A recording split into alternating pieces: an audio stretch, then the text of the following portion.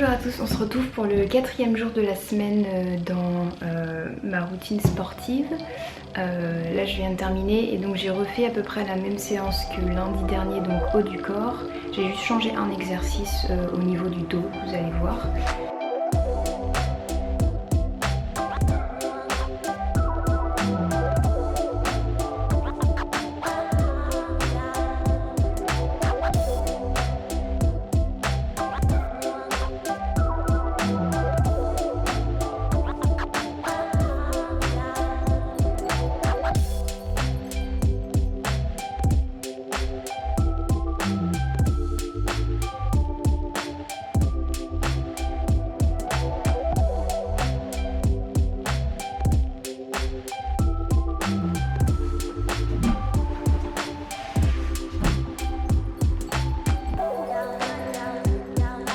Et aujourd'hui le thème de la vidéo, je voulais vous parler des faiblesses dans le sens quand on a une zone un peu plus faible au niveau du corps. Pour ma part c'est les épaules beaucoup, ce qui est un peu handicapant pour l'escalade aussi, mais c'est-à-dire que c'est un endroit qui craque très facilement pour moi, là moins parce que je viens de les entraîner donc ça va pas craquer.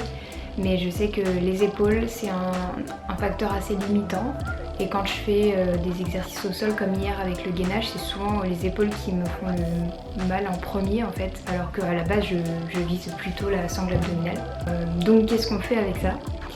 Le réflexe serait de se dire il faut faire attention, moins les utiliser et les coucouner entre guillemets, oui, mais pas que. C'est-à-dire que déjà je mets de l'huile sur mon corps à peu près tous les jours, donc déjà ça aide. Mais c'est vrai qu'il faut continuer à les muscler parce que je pense que c'était venu de ça en fait, que j'étais pas assez musclée au niveau des épaules et je suis très flex. Quand je fais des mouvements à l'escalade par exemple, je peux faire des mouvements très amples, mais avant ma musculature ne suivait pas, ce qui n'est pas terrible parce que ça tient pas bien l'articulation. Puisqu'on sait que ce qui fait le lien c'est Kapha en Ayurveda et c'est le dosha qui est minoritaire dans ma constitution. Donc je sais qu'il faut que je fasse attention à ça.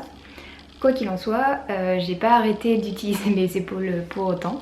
Au contraire, je les ai travaillées progressivement avec des charges très faibles, avec des élastiques genre les plus faciles.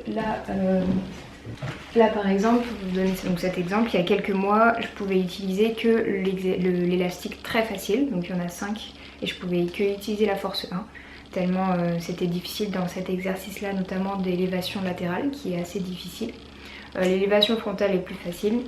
Et maintenant je peux utiliser la force au-dessus, mais je vais vraiment très graduellement. Là par exemple la kettlebell de 4 kg, je l'utilise pas du tout pour faire les mouvements comme ça sur le côté parce que ce serait trop et ça abîmerait mon articulation. Donc je fais vraiment attention à ça. C'est pour ça que les élastiques c'est bien parce que je trouve que c'est une contraction qui est continue mais qui augmente en même temps, puisque plus on tire sur l'élastique, plus il va être tendu et plus il va exercer une force. C'est pour ça que j'aime bien les utiliser. Mais c'est vrai que les poids donnent des sensations un peu différentes, donc j'utilise un petit peu les deux. Donc voilà, quand il y a une faiblesse au niveau du corps, surtout si elle est articulaire, c'est vraiment important de remuscler autour. Je sais que beaucoup de personnes ont des problèmes de dos. Et ça me faisait rire parce que, non, mais il y a des personnes qui disaient ouais, il faut faire attention à la musculation, c'est dangereux pour le dos, ça peut faire vite mal. Alors oui, si vous la faites mal, c'est comme le yoga, vous pouvez vraiment vous faire mal. Mais le but de la musculation, c'est justement que quand vous allez ensuite vous pencher en avant pour attraper quelque chose qui est tombé, vous allez savoir comment vous positionner, savoir quel mouvement faire et comment contracter les différentes parties de votre corps. Et souvent on nous dit contracte les abdos, serre bien les abdos quand tu fais les choses, ce qui est vrai, mais quand on se penche en avant, de mon expérience, il faut contracter les abdos certes, mais il faut aussi engager les fessiers, parce que sinon on prend tout dans le dos. Donc je vais vous donner un exemple. Vous avez dû voir mardi quand j'ai fait mon entraînement en bas du corps, que j'ai fait des exercices avec l'élastique au pied, avec des tirés, donc on appelle les deadlifts en musculation.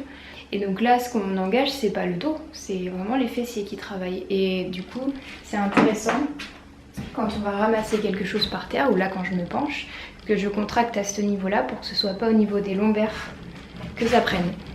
Voilà, c'était juste un petit exemple pratique au niveau du dos, pour les personnes qui souffrent du dos. Et remuscler autour de l'articulation va permettre de la maintenir. Plus on muscle le corps, plus on augmente la part de Kapha dans le corps. Et donc Kapha il va permettre ensuite de lubrifier tout ce qu'il y a dans le corps et dont les articulations. Donc c'est pour ça que c'est intéressant, mais il ne faut pas le faire n'importe comment. Il ne faut pas passer de zéro sport à par exemple du crossfit ou de la musculation de compétition. C'est pas du tout adapté. C'est pourquoi je conseille souvent aux personnes qui n'ont jamais fait ou peu fait de l'activité physique et notamment de force de commencer avec des exercices au poids du corps, avec des exercices aux élastiques, avec des petits poids vraiment très légers pour juste habituer le corps progressivement à avoir quelque chose d'autre à porter que lui-même. Mais c'est quelque chose qui va se faire sur la durée, vraiment. Là, je porte vraiment pas grand chose, hein. Ça c'est la plus petite kettlebell disponible en magasin, c'est-à-dire qu'il n'y a pas en dessous. C'est la 4 kg, après c'est 6, 8, etc. Pour la petite anecdote, dans le magasin je m'étais dit bon, je vais prendre je pense la 6 kg, ça devrait aller.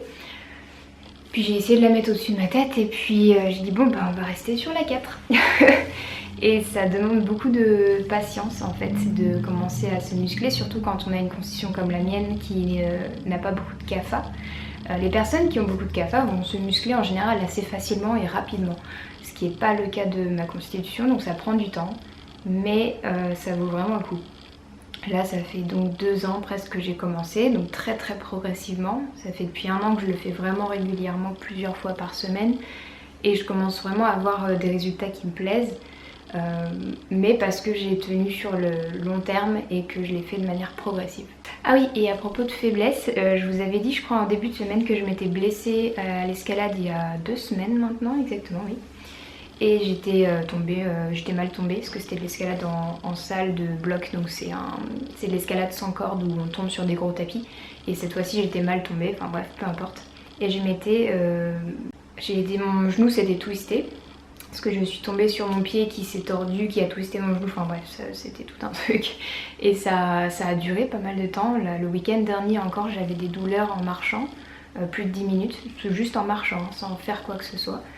Et du coup, j'ai décidé d'utiliser une huile ayurvédique. Alors, je rappelle juste que tout ce qui est médicalisé avec des herbes, on ne les prend pas sans avoir une connaissance de ces herbes ou un avis médical, ou un avis d'un conseiller en Ayurveda.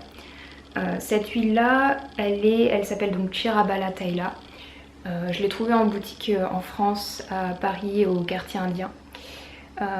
Et cette huile, elle est très nourrissante, donc elle est plutôt déconseillée pour les personnes ayant beaucoup de kapha ou ayant un déséquilibre de ce dosha là. Elle contient alors énormément d'ingrédients, ils sont même pas sur la bouteille tellement il y en a, mais il y a de l'huile de sésame, il y a aussi du lait, il y a aussi, ça je ne sais pas ce que c'est, mais il y a plein de plantes dedans qui sont très nourrissantes. Et l'intérêt c'est que quand on se blesse, on va aggraver Vata dans la zone, potentiellement Pitta s'il y a de l'inflammation, mais moi c'était pas vraiment mon cas, j'en ai eu un tout petit peu le soir même mais c'est vite passé. Mon souci principal c'était la douleur et les craquements et ouais, c'était vraiment des douleurs de type Vata, puisqu'on peut définir le type de douleur ensuite. Donc j'ai utilisé cette huile le soir en massage autour du genou et puis je suis descendue un peu sur la jambe. Et je l'ai fait depuis donc samedi et vous avez vu, hein, cette semaine, même mardi, j'ai pu faire mon entraînement bas du corps sans problème. Lundi, j'avais des toutes petites douleurs. Je me suis dit d'ailleurs, j'ai fait ma marche et à la fin de la marche, après plus de 20 minutes, je me suis dit tiens, j'ai pas mal au genou. Et là, j'ai senti une petite tension qui était toujours présente, mais j'avais réussi à marcher plus de 20 minutes sans avoir mal. Et hier, je me suis rendu compte que j'avais plus de douleur du tout. Donc je sens que avant-hier c'était encore un peu raide quand j'essayais par exemple de faire en yoga quand on se penche en avant sur les jambes, la pince assise par exemple, ou debout même. Je sentais que c'était toujours plus raide à droite qu'à gauche, mais là ça commence vraiment à se rééquilibrer. Et quelque chose d'autre que j'ai fait, c'est que je prenais un bandana, comment ça s'appelle ? Donc c'est une sorte de bandana fermé comme ça, donc on peut le mettre on peut le plier, le mettre en bandana sur la tête, enfin bref on peut en faire plein de choses. Je l'avais eu sur un festival de yoga. Et en fait je le mettais autour de ma jambe la nuit, déjà pour protéger le matelas parce que l'huile elle est très grasse et je n'avais pas spécialement envie d'avoir ça sur mon lit. Et aussi parce que ça maintenait une certaine chaleur, mine de rien, à cet endroit là, et la chaleur permet de réguler Vata. Donc voilà, si jamais ça peut aider certains. Mais encore une fois, ne prenez pas de produits médicalisés, donc avec des plantes ou des herbes, sans l'avis d'un praticien en Ayurveda, parce que vous pourriez faire les mauvais choix tout simplement. Et donc vu que je me sens beaucoup mieux et que ça fait 2 semaines que je ne suis pas allée à l'escalade, je pense que je vais y aller ce soir. J'ai très hâte, ça me manque un peu. Et je vais peut-être vous emmener avec moi, je sais pas encore, on verra.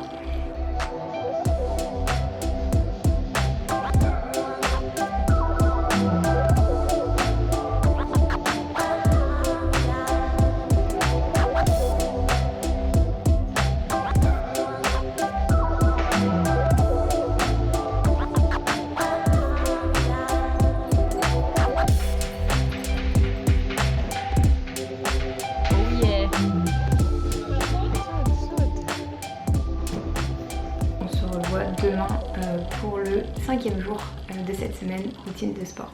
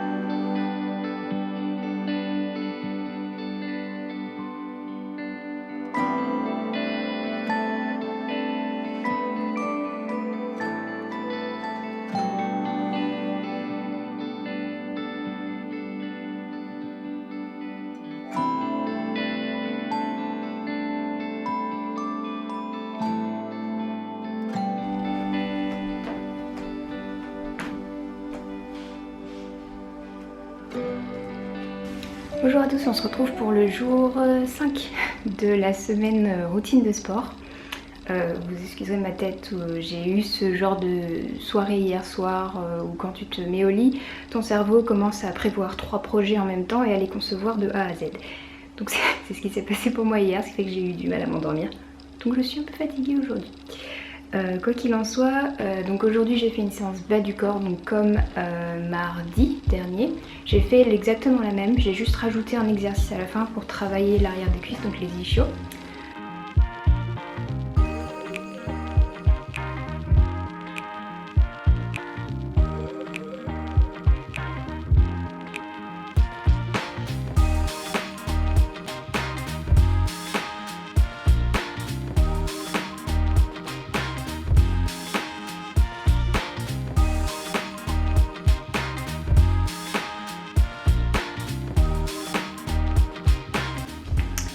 Avant ça, j'ai fait une séance de yoga avec Ariane qui était vachement sympa, assez douce. Je vous recommande de toute façon sa chaîne. Et j'ai eu des questions par rapport au sport que je vous avais mis sur Instagram. Et donc j'ai une première question qui est: es-tu d'accord pour le sport quotidien 15 à 30 minutes maximum par jour de façon modérée, ou est-ce que tu nuancerais ça?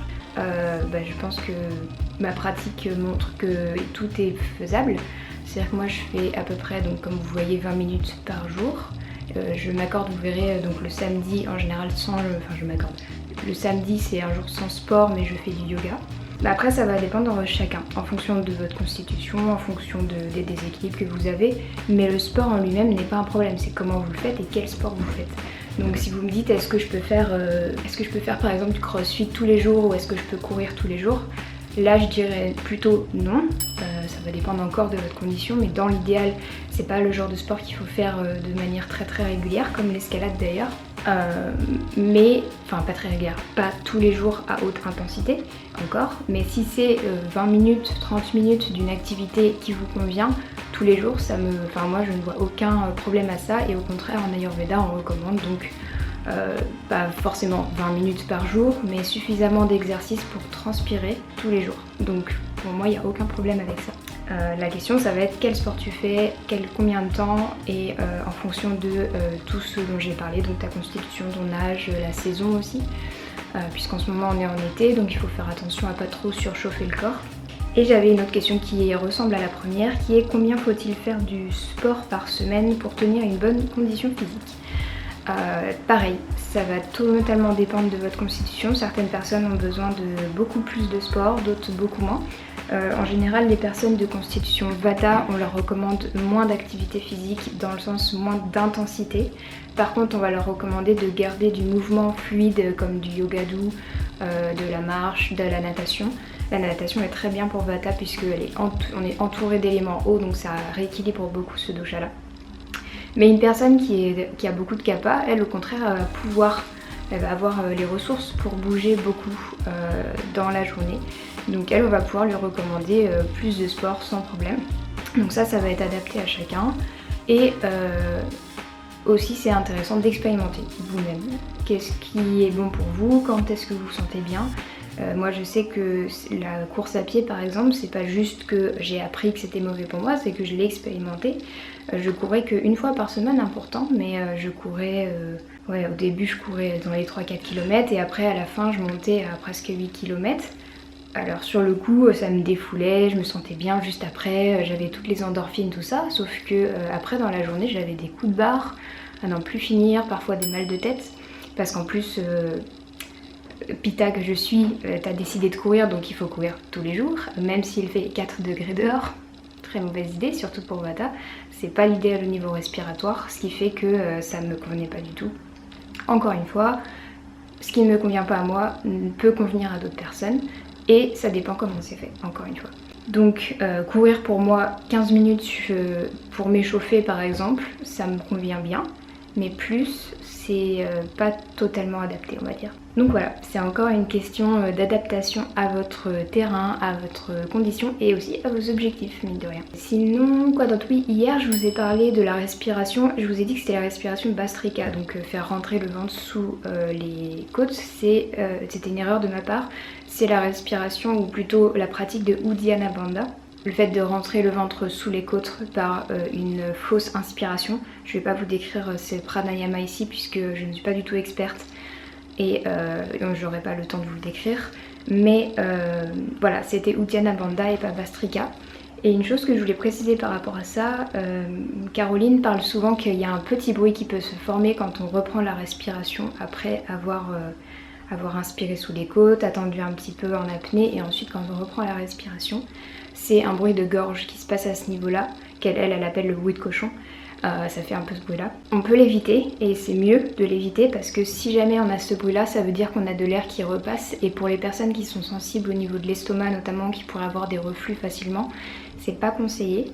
De toute manière, cette pratique n'est pas conseillée si vous avez du reflux ou des problèmes de Vata qui remontent, donc je ne vais pas les décrire pareil, mais voilà, c'est pas conseillé. Mais pour éviter ça de manière générale, on va essayer donc là, quand on va faire la respiration, de ne pas garder la tête haute, parce que là, toute la voie respiratoire est ouverte, donc tout peut remonter entre guillemets. On va en fait verrouiller le menton vers le sternum et ça va limiter cet effet-là. Et deuxième chose aussi qui va limiter, c'est qu'avant de réinspirer, on va activement redescendre le ventre dessous les côtes. Donc je vais essayer de vous montrer en même temps que je vous l'explique. Donc là vous voyez que je vais expirer tout l'air, puis faire une fausse inspiration, bloquer mon menton et réaspirer le ventre sous les côtes. Et une fois que c'est terminé, je vais d'abord repousser mon ventre, puis réinspirer. Puisque si on réinspire en même temps qu'on a le ventre sous les côtes, forcément ça va faire un bruit un peu comme ça. Ce qu'on ne cherche pas à faire. Donc voilà, ce que ma prof de yoga m'avait enseigné quand je prenais des cours à l'époque, c'était d'abord refaire descendre le ventre, puis réinspirer, ce qui évite ce bruit de cochon, entre guillemets. Voilà, c'était petit point yoga. On se retrouve demain pour la suite de la semaine routine sport.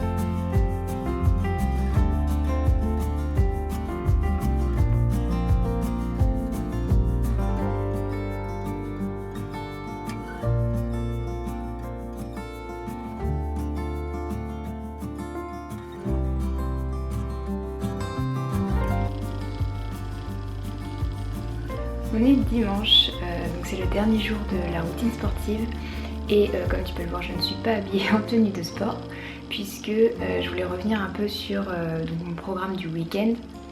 Donc en général le samedi je ne fais pas de sport entre guillemets, je fais juste une séance de yoga plus longue. Donc en général j'essaie de faire 45 minutes, 1 heure de yoga et donc c'est ce que j'ai fait hier. Donc pourquoi est-ce que je ne fais pas de sport le samedi? Tout simplement parce que j'aime bien garder un jour de repos musculaire. C'est très important, particulièrement quand on cherche à construire du muscle. Et il se trouve que le samedi, c'est en astrologie une journée qui est gouvernée par la planète Saturne. Et Saturne, c'est une planète c'est la planète la plus éloignée du Soleil quand on ne considère pas donc les transsaturniennes comme Uranus, Neptune et Pluton.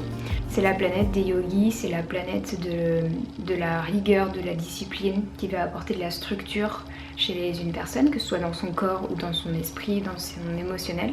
Et donc si on veut respecter un peu toutes les planètes, on va essayer de renforcer leur qualité dans les activités qu'on fait. Donc je vous avais fait un article sur le blog pour vous expliquer le lien entre les jours de la semaine et les planètes, donc je vous le remettrai en description. Mais donc samedi, ce qui est bien, c'est de prendre du temps pour soi, puisque Saturne c'est un solitaire. C'est un peu la figure du sage aussi, c'est la figure de la personne, ça représente la vieillesse. Donc c'est prendre du temps plutôt à l'écart du monde, ce qui est assez drôle puisque le samedi c'est souvent le jour où on sort, où on fait la fête, où on va voir des gens, où on fait les magasins. Et en astrologie c'est assez déconseillé de dépenser son argent le samedi puisque Saturne est aussi associé à la perte, à la séparation. C'est pour ça qu'en Inde on conseille plutôt de se marier le vendredi qui est le jour de Vénus, donc qui est beaucoup plus propice à maintenir une harmonie dans le couple plutôt que le samedi où c'est la séparation. Mais bref, je vais pas m'étaler sur l'astrologie dans cette vidéo. Pour le coup, j'avais besoin de choisir une journée ou deux éventuellement de repos par semaine et je me suis dit que du coup ce serait intéressant de le faire plutôt le samedi et de me concentrer sur le yoga. Et donc c'est ce que j'ai fait et là on est dimanche et le dimanche c'est le jour du soleil. Et le soleil est associé au cœur et au système cardiovasculaire. Donc eh bien je vais faire ma séance de cardio le dimanche puisque j'essaie d'en faire un, maximum 2, mais souvent plutôt 1. C'est juste pour entretenir mon cœur, je cherche pas j'ai pas envie spécialement de perdre du poids ou de brûler beaucoup dans ce type de séances. Donc je les fais surtout pour entraîner mon cœur. Et je fais des séances assez courtes. En général, ça va pas au-delà d'une demi-heure, mais souvent c'est plutôt dans les mêmes 20 minutes. C'est sous forme de HIIT, donc High Intensity Training, Interval Training. Ça consiste en fait à faire très peu de pauses entre les exercices, mais de manière très intense, et du coup le cardio est beaucoup plus court. Moi ça m'arrange, ça me prend beaucoup moins de temps, je trouve ça plus sympa. Et j'ai eu une question par rapport au cardio. Oui, si on fait du sport avec un cardio modéré, est-ce que ça signifie quelle pulsation, 80% de sa FC max ou moins? Je ne pourrais pas répondre à cette question d'une manière scientifique entre guillemets. Je ne calcule pas ma pulsation, je fais tout au ressenti. Après moi je considère qu'un cardio modéré c'est un cardio qui vous met pas par terre à la fin de la séance comme le HIIT peut l'être parfois ou le Tabata qui est très intense. Un cardio modéré c'est quelque chose comme de la course, du vélo que vous pouvez faire pendant pas mal de temps. Un High Intensity Interval Training, donc le HIIT, on peut pas le faire plus de 20 minutes. Après ça devient vraiment compliqué pour le cardio de redescendre et de remonter en permanence. Après il y a des personnes qui sont très habituées et qui le font très bien, mais dans l'ensemble un cardio modéré selon moi c'est plutôt quelque chose que vous pouvez faire sur du long terme, comme une activité avec du vélo, de la marche très rapide. Pour le coup il faut que ce soit un peu intense. A l'inverse, par exemple si vous faites de la corde à sauter non-stop pendant plusieurs minutes, c'est plutôt de cardio intense. Vous allez le sentir que ça monte beaucoup. Mais je ne peux pas répondre à ta question dans le sens où je ne calcule pas ma pulsation, je ne fais pas je ne calcule pas ma respiration non plus, je le fais vraiment de manière assez intuitive. Mais il y a quelque chose qui est très important en Ayurveda quand on fait du sport, c'est d'évaluer quand est-ce que notre capacité respiratoire ne suit plus le cœur. C'est-à-dire que notre cœur bat tellement vite qu'on a vraiment du mal à reprendre notre respiration. Là c'est qu'on va trop loin. Donc il faut faire attention à cette marque là. Donc l'idéal c'est de prendre un petit temps même si vous voulez continuer l'exercice, de prendre un temps où vous allez faire retomber la vitesse du cœur et ensuite vous allez pouvoir reprendre. Mais ça va se faire au fur et à mesure que vous augmentez vos entraînements de cardio, puisqu'au début quand le cœur n'a plus du tout l'habitude de travailler, ça peut être compliqué. Mais voilà pour cette question. Et comme on est en été et qu'aujourd'hui il va faire très chaud, plus de 30 degrés, je pense que je vais éviter de faire du cardio à l'intérieur parce que ça va vraiment trop faire chauffer donc le pitta, l'énergie de feu et d'eau dans le corps. Mais ce que je vais essayer de faire, c'est je vais essayer d'aller nager parce que c'est l'idéal pour Pitta, il adore être dans l'eau, il fait plus frais et ça me permettra de travailler mon cardio, donc modéré du coup, parce que je vais potentiellement nager mais ça va pas être... ça peut être intense, non c'est vrai, ça peut être intense, on va voir comment je le fais. Mais je pense que je vais faire ça aujourd'hui pour le cardio plutôt que de me faire un entraînement à la maison parce que c'est pas l'idéal en fait de se chauffer autant quand il fait très chaud. Et j'adore nager, donc on va essayer de combiner tout ça. Et si je peux, je vous emmènerai avec moi pour vous montrer ça. Et je suis déjà allée nager vendredi soir parce que il faisait très chaud et que j'étais avec ma soeur qui s'est dit qu'elle voulait se rafraîchir, donc on est allé nager je suis allée nager le vendredi soir. Sinon, en dehors des activités que je vous ai montrées là, je marche beaucoup puisque j'utilise très peu ma voiture là où je suis à Poitiers. J'essaye au maximum de prendre les escaliers tout simplement quand il y a l'option de prendre les escaliers plutôt qu'un ascenseur ou plutôt qu'un escalator. Et oui, j'espère que cette semaine routine de sport vous a plu, que vous avez appris des choses ou que ça vous a donné envie de peut-être vous y mettre. D'essayer de nouvelles choses. Ma routine est vraiment routinière, hein. Vous avez vu, je change pas d'activité tous les jours à faire des trucs différents et tout. Mais c'est vrai que je mixe donc la musculation, le yoga et l'escalade. N'hésitez pas à me mettre d'autres sujets de vidéos qui vous intéresseraient en commentaire. Je sais que certains d'entre vous m'ont demandé une journée dans mon assiette. Je sais pas si c'est une vidéo que je vais faire, je verrai parce que bon, je considère que comme le sport un petit peu, c'est vraiment adapté à chacun.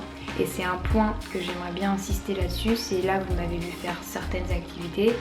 Ça me convient à moi, c'est quelque chose que j'ai expérimenté, que j'ai changé beaucoup.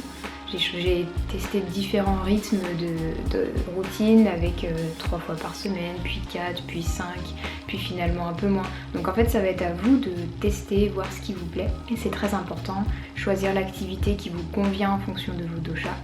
Et pour ça je vous ramène donc à la vidéo sur le sport et l'Ayurveda que j'avais faite. Et n'oubliez pas surtout de vous faire plaisir à travers l'activité physique parce que ça n'a aucun sens de se forcer à faire quelque chose qu'on n'aime absolument pas et qui n'apporte pas de plaisir quand on le fait.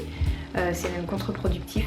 Donc essayez de trouver quelque chose, que ce soit par l'activité elle-même ou la motivation qui fait que vous faites cette activité comme je vous expliquais.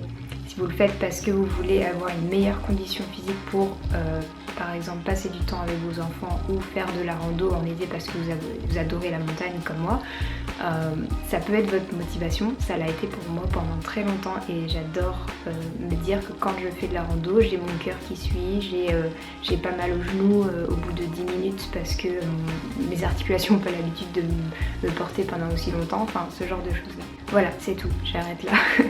Je vous souhaite une belle journée et prenez bien soin de vous et je vous dis à bientôt dans une prochaine vidéo.